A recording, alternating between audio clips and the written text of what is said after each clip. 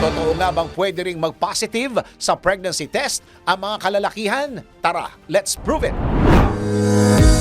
Bago maniwala sa mga claim-claim na yan, patunayan na yan sa Let's Prove It!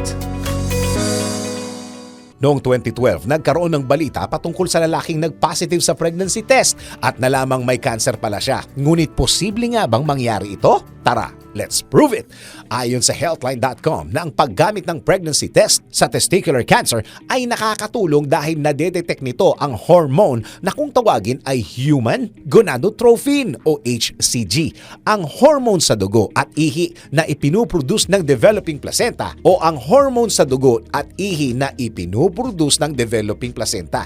Ito rin naman ay tinitingnan sa mga buntis sa pregnancy test. Sa makatuwid, kung ang isang lalaki gumagamit ng home pregnancy test at nakatanggap ng positibong resulta, nangangahulugan ito na may nakitang dagdag na HCG sa ihi nito. Dagdag pa sa MayoClinic.com na ang testicular cancer ay curable. Gayun din naman upang malamang posible kang magkaroon ng testicular cancer. Narito ang mga senyales: back pain, sudden swelling sa scrotum at madalas na pananakit ng lower belly. Pero paalala ng ilang doktor na hindi reliable method ang paggamit ng pregnancy test para malaman kung may testicular cancer ang isang lalaki. Kaya mainam na ipacheck din ito sa mga eksperto.